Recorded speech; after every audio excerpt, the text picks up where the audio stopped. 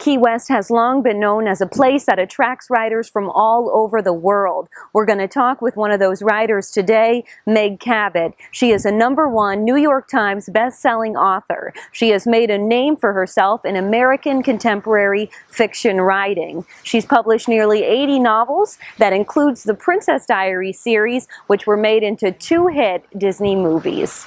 This is so cool!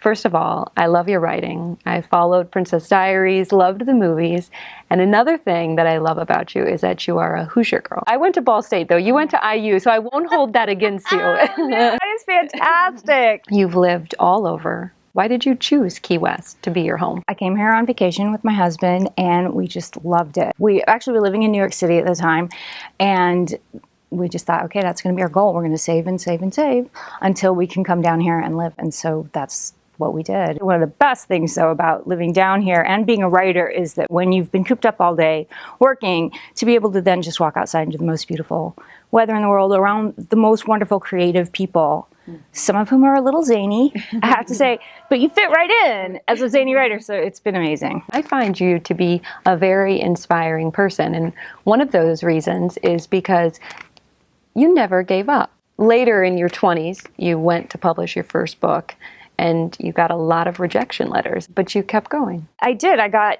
so many rejection letters. I think it was about 4 years of getting rejected, I think, every day. I use a golf analogy about this because this is something that my husband told me. He loves to play golf.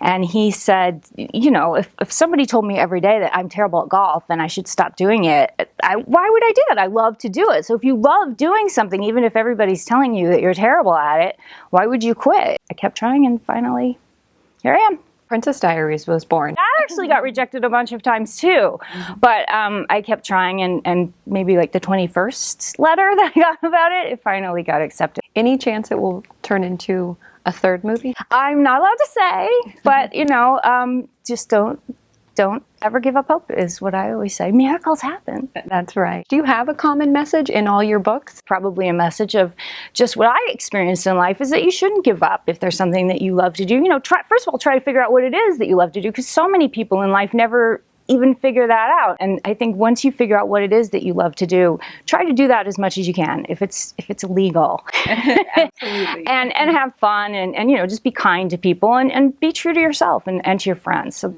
to me, that's pretty much the message. If there were to be a message in my books, that's what it is. Wonderful. Meg, I know you're so busy right now, and you just released the latest book in the Mediator series, yes. Remembrance. Yes. Talk with us about that. Well, the Mediator series is a series that I started when I was, oh my gosh, I actually was being rejected, and I had a full-time job, and my father had just passed away, and I kept feeling like I saw him all the time, and I think that's kind of a common occurrence that people experience. And I told my brother about it, and he's like, yeah, I keep thinking I see Dad too.